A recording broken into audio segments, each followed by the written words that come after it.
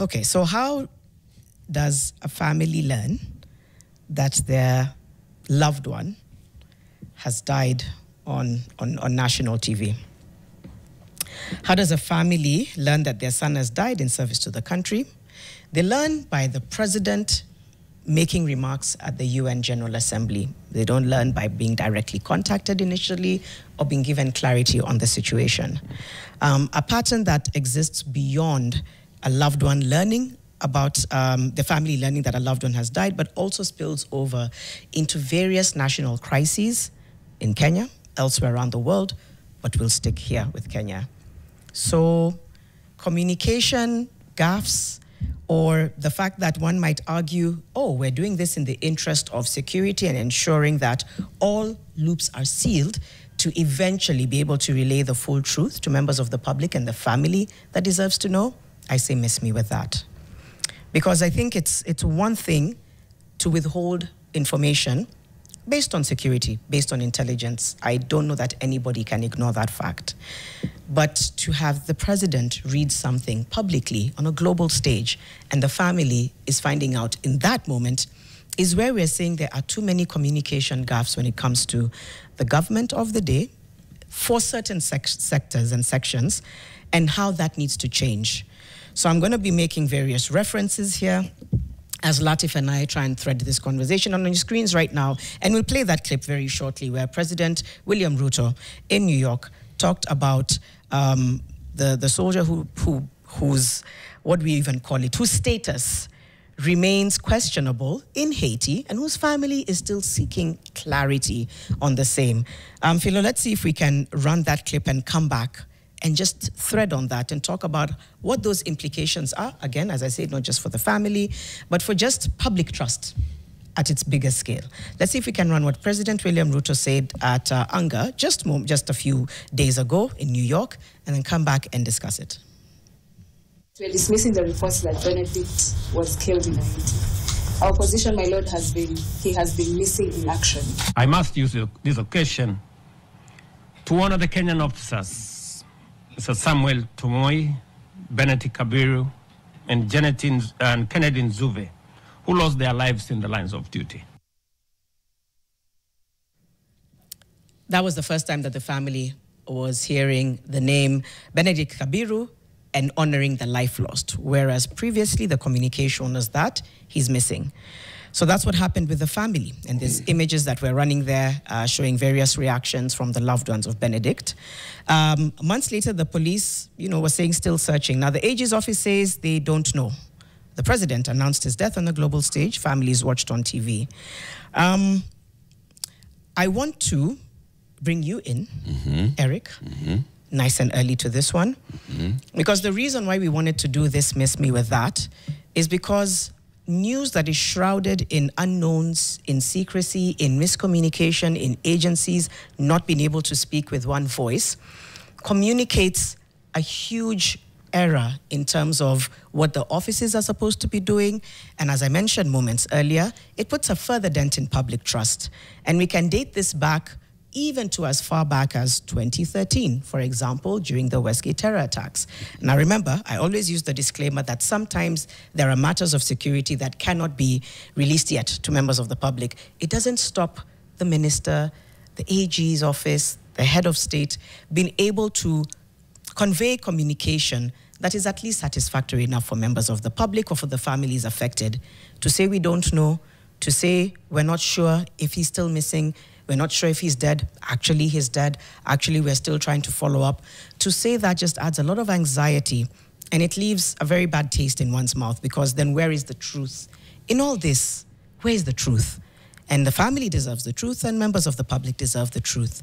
So let's come back and talk about what needs to be done differently, what needs to be communicated differently, how it needs to be communicated differently. We'll also look at examples from different parts of the world, different emergencies. And by the way, by giving examples, we're not saying best practice. We're also showing gaps that, could have caused a lot of unrest in families. We think of MH370 flight, and now the government in Malaysia did not do a good job in informing members of the public about the updates of that. But I digress. Eric Latif. I think I look back into this, and I first of all want to right off the bat say that the government goofed on this particular one. And just like we've been saying, every morning we talked about this story, it appears that the name, Benedict's name, actually got onto the president's speech by mistake. It shouldn't have been there. The president should not have read it. Okay? He went missing in March. It was communicated that he's gone missing. The family was aware that he's missing. And the government was saying that, yes, this soldier has gone missing. We do not know his whereabouts. We are working to establish the whereabouts. Now, you can understand what they mean by that. We don't know exactly where he is. They don't want to divulge more details in terms of how did he go missing. I mean, you can't just say a soldier, this police officer woke up one morning and just strolled. Alikuwa anaenda kununua credit hakurudi. You know, it's not that. So they don't want to get into the details of how exactly we have this police officer missing in action. But let's just take it as missing until we establish for sure his status. We cannot call that status, and that's acceptable globally. Now, we have other police officers who have died. Now, because these other police officers have died, the information of their death has been communicated, and in fact the bodies have been brought back for their families to bury the bodies, and that's been clear. This police officer died, the body has come. The police is involved in the burial arrangement, the government is involved, and even in the funeral itself, the government is present. And the police officers are there to do the gun salute. Okay? So on this particular one, when the president is mentioning 2 others that are known to have died in Haiti, and then adds this particular police officer whose whereabouts as of last communication was unknown, that was the gaffe number 1. And then we see here government trying to catch up with this. We cannot embarrass the president by saying that the president did not know what he was saying. We cannot embarrass the president by saying that the president made a mistake by saying it out loud. And because we do not want to embarrass the president, then we do not want to say exactly what happened. So dispatch people to go to their home. The office of the Attorney General is not informed. The family goes to court demanding the whereabouts of the kin. The Attorney General sends an officer to court to go and represent the Attorney General's office. The officer goes to court with a brief of the last communication that we have from the Kenya police is, we do not know where he is. And like we saw there, the State Council standing in court and telling the court, our position as the office of the Attorney General is we do not know where he is. Kipchumba Murkomen comes and tells us later, the Minister for Interior, that, oh, by the way, we knew, and the police had already been dispatched to go and inform the family. You can clearly see that this was a gaffe. Yeah. They made a mistake. They messed up. It is important to just own up and say we messed up. And this is the case. We messed up. The name entered into the president's list in the wrong format. We still stand by that position that we do not know the whereabouts of Benedict because we don't know. And until we do, that's when we shall announce from. Just come out and say that. Yeah. Come and say that. Now telling the family that he died, so when are we going to bury him? Is the next question. Yes. Under what circumstances did he die? Is the next question. Under what circumstances did he go missing since March? It's the next question. And the government will not have answers to this. Why not just accept that we made a communication mistake? This was an error. And then go back into asking yourself, how do we handle this better going forward? It's not the first time that we're seeing such gaffes in government. It's not the first time that we're seeing crises occur. And in fact, when we were discussing, preparing for this today, Janet, we talked about where we've seen other crises occurring and how they unfold and how communication is handled. Okay? We have seen corporates and how they handle communication. In the case, let me give you one. Safaricom runs M-Pesa. Everybody is relying on M-Pesa on daily transaction for commerce. M-Pesa goes down for a few hours. Yep. And Safaricom scrambles to immediately communicate and say, this is what has happened. And in fact, the late Bob Collymore records a video where he comes to speak himself and say, guys, this is what happened. Our one line went down. Our redundancy, which should have kicked in immediately, also went down. This should not have happened. This happened. It should not have happened. And for that, we apologize. Bob Collymore said, we apologize. And he said, our guys are working to restore the service. And guys, trust us, the best team are on this and it'll be back. Soon, it was back. People were like, okay, alikuja, ali apologize. So if Bob had said, no, it's just some areas. No, it's just, it's isolated. Oh, you know, it's just those people who are trying to transact small amounts of money are the ones who are having a problem. The guys transacting big amounts of money don't have a problem. People would have been like, umse anatuambia, you know, handle it better, accept, move it.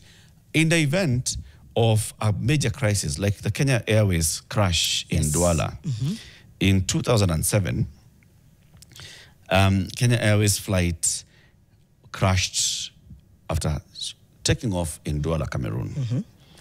Now, the first information was not crashed, okay?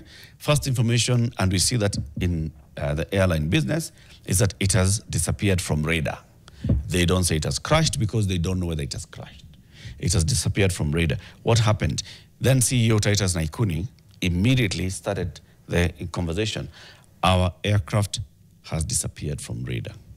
We have a team of civil aviation in Cameroon and ours, and our team from Kenya Airways that are working on this to establish.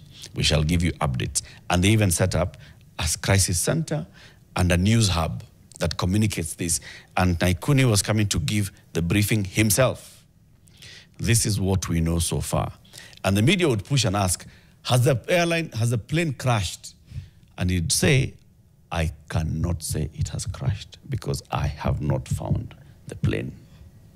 I cannot say it has crashed.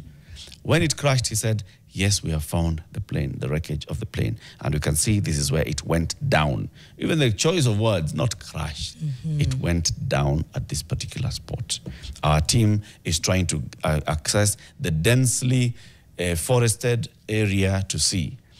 Kenyan journalists were among those that arrived there. And I remember Alex Chamwada even did a whole report on how they got there and what they found on the scene. But KQ was managing that communication. Manage communication. You make a mistake, you'll make a mistake, but manage the communication. But government operates as if government is this thing that never makes many mistakes. Government is always right. Government is serikali. Government says go right, you go right. Even when they meant left, no, that is the new right. It's our problem with government and our governance. Hey, Eric, I feel like saying keep going. Because you've highlighted so many critical things. You've highlighted how to manage a situation, the choice of words, when to acknowledge you've made a mistake, when to emphasize that you don't have the whole picture. I'll quickly look at the feedback. This demigod status that government subscribes to is sickening. Everything in it is a one-man show. And before one talks about a subject who gives the green light, then the government is in limbo. So I think that's really well said, that it's about being the end-all or be-all when it comes to information and communication. And I think Eric has given some really critical points. He's given a corporate approach to how a crisis was managed, which again begs the question, what's happening within government? And I'm trying to wonder, Eric, when this became a mainstay. Because when I look at, for example, and this is by no means to do comparisons or anything, but we've talked about when Mutahi Kagwe was the CS for Health and how there were daily updates around COVID. Of course, needless to say, there was still unknowns and different controversies around the handling, for example, of COVID funds, etc. Be that as it may, there were daily updates so that there was the ability for people to understand what was happening, to be able to know, okay, how are we protecting ourselves? What is an essential worker? How then do I get to work? What happens to my business? And so on and so forth. And I think that's what it is. It's about communicating. And I'm wondering where the ball began to be dropped and where it became, this is the final word and I don't want to hear anything else about it. Another example that came up, Albert Ojwang's death. There we go. Let's read you some of the highlights. 32-year-old teacher, blogger, murdered in police custody after his arrest over a defamation complaint filed by Deputy IG. The conflicting police reports, the timeline discrepancies. We had one claim that the blogger was found alive and kicking in the cell at 1 a.m. Exclusive CCTV footage showed that at that time, the police took the blogger's body to Mbagathi Hospital. We also remember what came out in the news, that he took his own life by banging his head against the wall. So up until a day or two later, we didn't really know what had happened. There was no clear communication. There was no understanding of the cause of death, the time of death. And until, I believe in many ways, the public pushed for information, is only when the truth began to unravel, and it ended up being, yes, he did die in police custody, and it wasn't by banging his head on the wall. There's several other examples that we could give, but this is where I'm saying these gaps and gaps where people's lives are at stake, no less, are what we're saying, miss me with that. How do we get to a point where we're transitioning and saying, to Eric's point, we acknowledge that we didn't have the entire picture? And what will it hurt?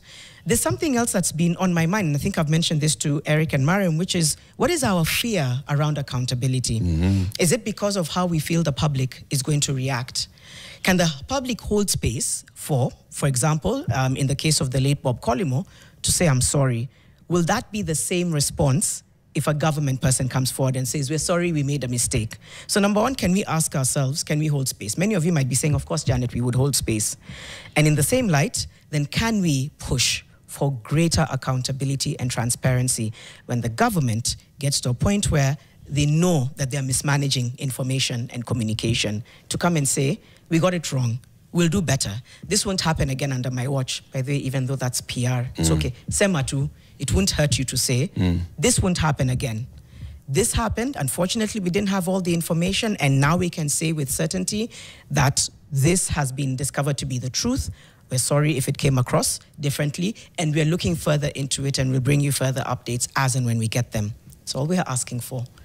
What we're saying needs to end is a family finding out on the news, not a knock on the door, not a call, on the news, that their son has died. And that, again, another agency is saying, as far as we know, our truth, he's missing. So we have a family in limbo, just as the country was in limbo around the time of Albert Ojwang's death. So what happens next? What happens to the cases tomorrow and the day after? And we're saying this needs to shift. That next time there's uncertainty, there needs to be acknowledgement from the government, better communication, no hoarding information unless it's absolutely necessary, and also not insulting the public for wanting to know information, and then acknowledgement and clarity in the communication. And you know what goes beyond that? I think it goes back into this, into the psyche of government and the way we structured our government. That the government is supposed to be serikali, so the government always operates like it has secrets. Yeah. That's the same way they operate, confidential letters and top secret letters. And you go to a simple government officer. Simple meaning they're simple, okay? They are not a top secret, blah, blah, blah, blah. You ask for information and they tell you, your information, I cannot give you that information. Why? You're a member of serikali. It's how we are structured. Government does not release information. The government does not tell you. Government has got to tell the story that it feels is the story. And even when it makes a mistake, it will not accept that it has made a mistake. And we see this all the time. It's about time people in government change that. Yep. Acknowledge that you have messed up, okay? Come out there and you're addressing the country and you're the president and you're saying, we made a mistake. We thought that the finance bill that we're pushing was going to be agreeable. We thought that we have done enough public participation and engagement on this particular bill and that everybody is on board with us. We now realize that actually, no, people don't see the same thing that we do. We are sorry, we are removing this particular bill, we shall do better, okay? That is what President William Ruto could have done in June last year. It's not what he did. He came out and started telling us about the things that, electricity requires funding, or, roads require funding. Since I came in my government, we have done a lot of maize. We acknowledge that the citizens have pushed back on this particular bill, and so we are going to withdraw it. But it starts by justifying. Oh, yeah. He's still just justifying what needs to be done. We have seen it with Kipchumba Murkomen. He is not coming out to say, hey, there we made a mistake. We did not brief the Attorney General when the State Council went to court. We did not brief the President properly, and we did not have proper communication with the government. I think it was just the timeline of the communication. By the time the president was reading his speech, our team was already heading to the family, and they got there after the president had already made his speech. Come on. Yeah. Honestly, come on. The lack of accountability, it just breeds contempt. The Kikombe says, well said, Eric. Well explained. My take is something is working, it's easy to explain. Every time we expect an apology for accountability, we should also expect those responsible to own up and resign. And therein lies the problem. Let's also go back to 2014. March 7th, 42 minutes after midnight in Kuala Lumpur, Malaysian Airlines MH370 departed for Beijing. 227 passengers and 12 crew members on board. The last recorded radio transmission was at 1:19 a.m. Good night, Malaysian 370. 3 minutes later, it fell off the radar and has never been found. By the way, that thing just blows my mind. I think I've watched every news piece and every documentary, and it still blows my mind. Not found to date. Now, the Malaysian government initially denied any accident occurred. Yep. Then provided conflicting information to families for days. And when you see those images, families start to scream back. And then going back to what Eric said that Titus Naikuni did was to say where we are right now. So these gaffes exist across the world. Instead of saying there's no such thing, they could have said, this has happened, we're looking into it. Different officials gave conflicting accounts. The time that the plane was last struck, whether military radar had spotted the aircraft, how long the plane flew after losing. Now, by July 2019, Malaysian Airlines discontinued the Meet the Families discussion sessions that had been occurring for years, effectively cutting off communication with victims' families because from the very beginning, they mishandled communication. Yep. And right now, 227 passengers have never been seen, accounted for, plane has never been located. And that's what happened. How different would it have been if from the onset there was accountability step by step? Even in a situation of unknowns, even in a situation of conspiracy theories, which a lot of these things tend to spiral into. Yeah. But now, instead, 4 or 5 years later, you say we're cutting off this Meet the Family Jew. We don't know what to tell them anymore. We've gotten caught up in our own lies and miscommunication. And a decade plus later, they don't have closure. They don't have clarity. That's what happens when governments miscommunicate. Governments don't like the public. Well. That's it. Okay. Governments do not like the public. Truths to accept, number one. When things happen behind closed doors, government is comfortable. Like in this particular case, if this thing was to happen just behind closed doors, I mean, the way it has been happening, Haiti is far from Kenya.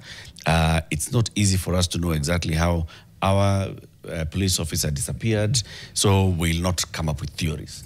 The government has been thriving since March on that. Okay? When the president went to speak, unfortunately, he spoke in a public place. Right. Now, it came to the public, and now the government is now wondering, now we don't like the public. How do we handle these people? They are noisemakers. Think about El Ade. A couple of years ago, there was an attack at a military camp in El Ade at the border of Kenya and Somalia. Yep. Al-Shabaab attacked at dawn. This attack left very many soldiers dead. To date, government has never said how many soldiers. Okay, the military, it's top secret. We can't tell you how exposed we were, all those things. They'll come up with all those excuses. Okay? Now, if you went to the families, you'll find out how long it took for the families to be informed and the details for them to get the details, and also for the families to get the bodies to bury them. All this was being done. Chini, we manage this communication, completely manage it. It's the same thing that we were told by the parent who came here from Endarasha School. Yes. And he told us how the government was trying to manage, control the information, because we do not want all this information to go out. The bodies shall only be here, and you shall pick these bodies, and we want you to bury. Umefanya mass, bury all these children today, because we do not want more information. We do not want to answer questions. Governments do not like the public. Westgate happened. By later that afternoon, President Uhuru Kenyatta, of course, came out to address the nation and said, this has happened on our soil. And he came and said, in fact, we were standing next to Raila. It was a good show of, we have come out of an election, we are in opposing sides, but here we are speaking as one. Yeah. It was a good show of unity. Thereafter, the whole thing as it was unfolding, the CS for Interior then, the Chief of Defense Forces then, the Inspector General of Police were bungling in communication left, right, and center. It is mattresses. We are under Siege. We don't know where these people are. We are trying to shoot into it. We don't need this and the other. They basically mismanaged that going forward. Look at what happened in Garissa University. Absolutely. And the information that comes out. And the government as well trying to mismanage. And just like we were told by the then Red Cross boss, Secretary General Abbas Gulet, he was under a lot of pressure by government. Do not speak to the public. Let us be the ones who speak to the public because we want to manage the information. Not because they want to give us the correct information, because they want to manage information. Yeah. It's all those things that we see governments do not like. And it's about time government realizes that you must address the public and you must tell the public the truth. At least appear to be wanting to tell the public the truth. It may be a very difficult thing. I had very many issues with Uhuru Kenyatta's administration constantly saying, Uhuru, just go to parliament this time and in your State of the Nation address, just tell people the truth. Guys, this is where we are. I have overborrowed, kuna pesa ingine imepotea. Na, sijui mahali imeenda. But we shall do the best we can with the little that is left. Okay. He made an attempt. Na hii pesa tutalipa tu sisi wote. Yeah, si tutalipa. Si kila mtu anajua tutalipa. Tell us the truth. Don't tell us, you know what, I did this and the other. You know, my government has done this. It's the same thing that William Ruto is doing now. Telling us so manner of stories and you're asking simple questions and you can't answer simple questions. Governments don't like the public. Do we have a role to play, Eric, in perpetuating might be the wrong word, but do we as the public have a role to play in enabling that pattern from the government or in being, quote unquote, moving on or satisfied with whatever the government brings to us and moving on to the next thing? My question is, what role have we played, if any? And if none, that's fine. You can wash it under the table. But if we have played a role in this culture of miscommunication, what role is that? And do we need to look inward, or is this a purely them thing? I think over the years, we played a role in that we accepted everything that we were told by government the way the government said. Okay? We had only one way of communication. That is, government communicates through the DO, the chief, in a baraza, and you take what we've said as instructions. And we are not saying that we are having anti-public participation. No. We are not asking for your opinion. We are coming to tell you, ikifika mwezi wa 3, kila mtu apande maharagwe. This season, we are not planting maize. You know, government used to do that. Because you have to do crop rotation. Agriculture, amesema, msipande maharagwe, mpande mahindi. Move. And we are not asking ati why, tumesema. We had only one channel, one public broadcaster. And that was the only source of information. No internet, no nini. So government had the monopoly of information. To a great extent, large masses of the population. Now, when you had people like, the Standard and the Nation were there and the Taifa Leo, but reaching a few people. We are at a place where we're in the information age. People have access to information. And that's why people are pushing back on government. That's why people are pushing back in this country, in Sri Lanka, in wherever. People are just telling the government, where? Or in Nepal even most recently. Usitubebe ufala bwana. We know watu siwa jenga bwana. Right? Yeah. So the public may have played a role because the government had the monopoly. Yep. But now the government has lost that monopoly. And the public is actually playing its role now. And packing the heat. Yes. And telling the government, wacha mambo yako. You're borrowing how much from IMF? Why? Where is the money? Where is it going? Let's track it shilling by shilling. People are doing the same now on counties. You spent how much on transport? Why? The government is yet to recognize that. And I think what's even worse is the price you pay for that agency. So it's that delicate dance between being able to push back on miscommunication, on things which are paraded as the truth but are anything but, while also being able to be safe enough to do that. And I think this is why the last year and a half or so has created this level of public engagement and outcry in a way that we haven't seen in a long time. Because to Eric's point, people are aware. But how do we move that to actually compelling, yes, compelling, the government to share information in its totality? That's now where the missing link is. Because I do think, I was curious about your answer, and you're absolutely right. I do think we're playing our part. The public is saying we need more information, we need clarity. The families, and again, we're continuing to run videos of the Haiti mission because that's how we started this segment. The families are also coming up with their own agency and saying, we also demand answers for our loved one, whether or not it's something that happened in a situation of insecurity. But at the end of the day, it's not translating. And I wonder what more it will take for it to translate to the point where the government doesn't have an option but to only share accuracy and details when it comes to communication, because we're not there. And I think that's where my concern is. And even as we say transparent communication, miss me with that, it's linked very closely to accountability, to the government owning up, but to the public then being able to return that with a sense of acknowledgement. Thank you for sharing the truth with us. Now we want a speedy investigation. Yeah. Thank you for being clear in your communication about what happens next in the case to do with Benedict Kabiru. Now we demand to understand what the full scope of the situation is there, and just answers as to what happened during the mission. Thank you for clarifying what you meant when you talked about an order given to the police to respond with violence. Thank you for saying and acknowledging that, that may have gone too far. In your frustration, you did say that the police needed to defend themselves. What we are now saying is we need the public and the police to work together during these incidents to ensure that no harm is found, unless, of course, there are people who are ravaging through buildings and causing harm. Then the security detail is allowed to make sure that they apprehend, arrest, not shoot, but arrest these individuals. That is what we meant to say. Eric is like, you're so sweet that you live in a world where all we're saying is, and the reason why this segment is important is we're saying that's what it needs to come to. Otherwise, thank you for bringing up Endarasha. That broke me. A person who cannot identify his child, who's not being allowed to, because it's a government matter now, and therefore, no. Yeah, they all belong to who? There's a complete lack of empathy around that. So he and his family have no closure. We saw recently that now they're upping the ante and saying, no, actually, we're going to investigate this. We're going to push back.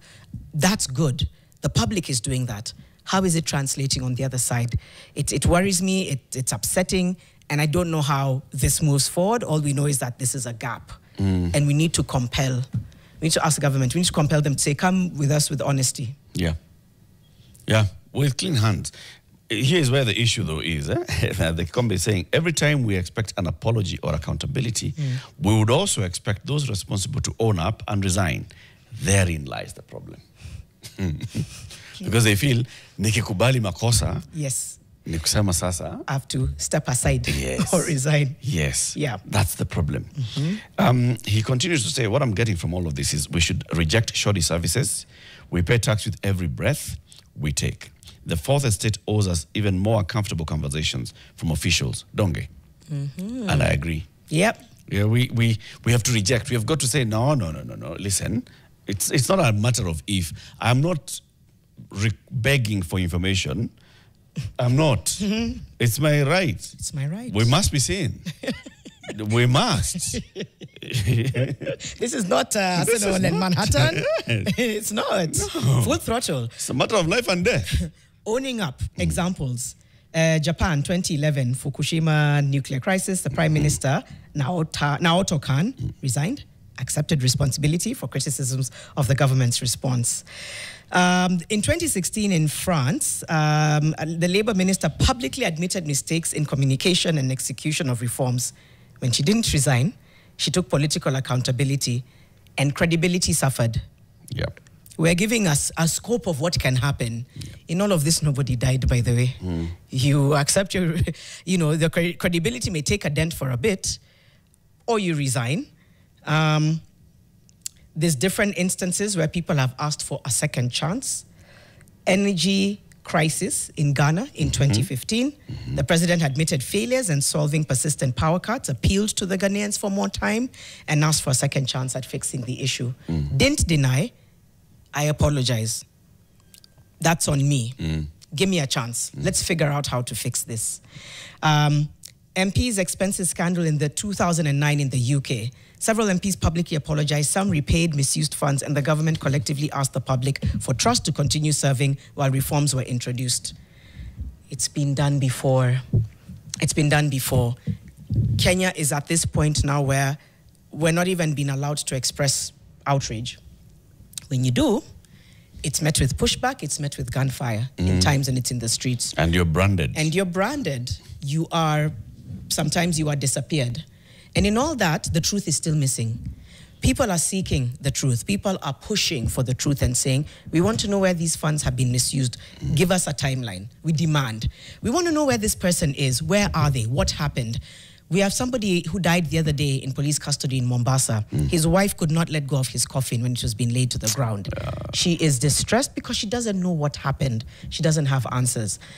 The gentleman who came here to talk about what happened to his son in Endarasha doesn't have answers. And in all that, what's the common thread? Grief, anger, unresolved issues, expenses that are going to carry on the family's shoulders, and no answers. The society is continuing to balloon into this rage and anger. And it's not because people are bad or people don't have a right. It's because people don't know. I mean, you don't know where to take those feelings and emotions. And so I'm saying, and Eric has spoken to it so well, without the government acknowledging this miscommunication and these gaffes, it's spilling over into the society. And now there needs to be a time when the government says, oh, our peers have done this before. They survived. One has come back to be the president again. Just answer. Just answer. Respond. Respond. Acknowledge. Say, it was on me. I'm sorry. I'll do better. Or, in a case where it's in extremities, it was on me. I'm going to step down. I'm going to resign. Or, please trust us again.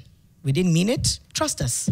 We messed up. And this time mean it. And this time mean it. Because that's the issue, right? You know, for example, people have asked about the president's travels. And at one point, journalists were attending a media briefing by the government spokesperson and Honorable Senator Dr. Isaac Moore, all those names. And one time he said, don't ask me those useless questions.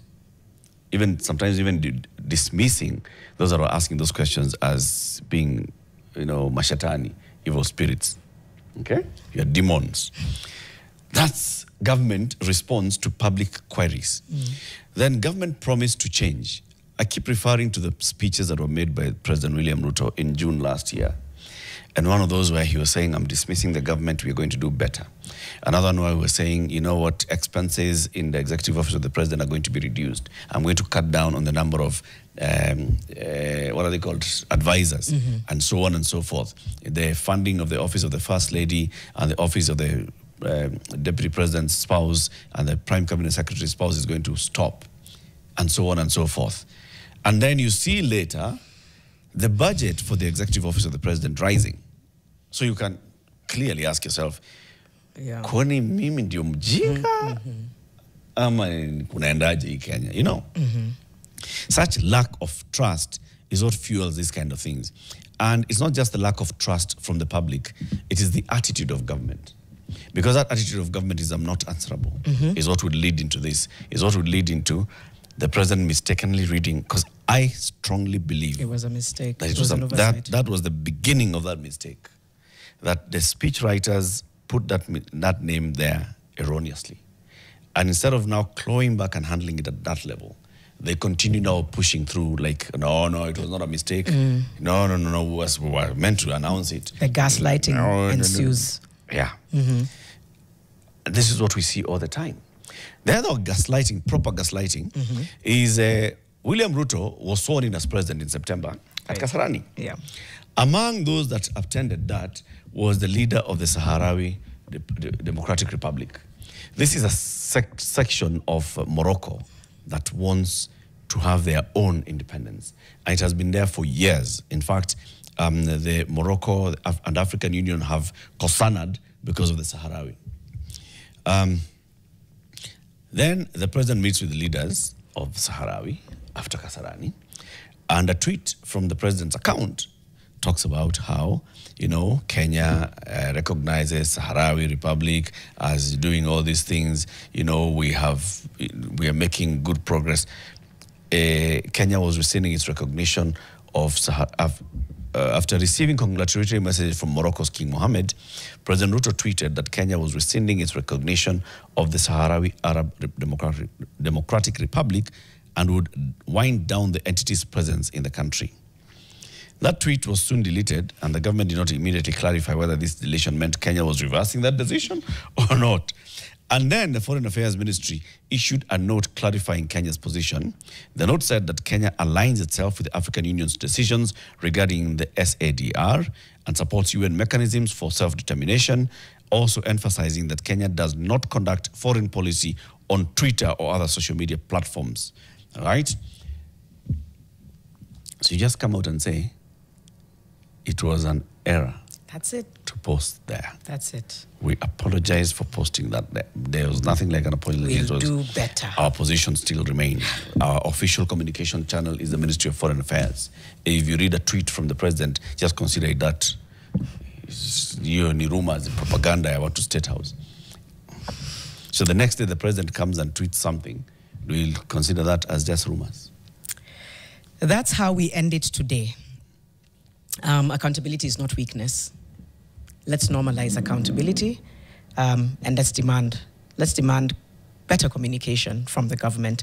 Mwikali is hosting Your World Alone in just a few moments. Modern dating, are men still expected to make the first move? You find out in just a few moments. We'll also have Claudia Naisabo and Ryan Asali on Nation FM. That's starting at 10 a.m. Vibe Shift.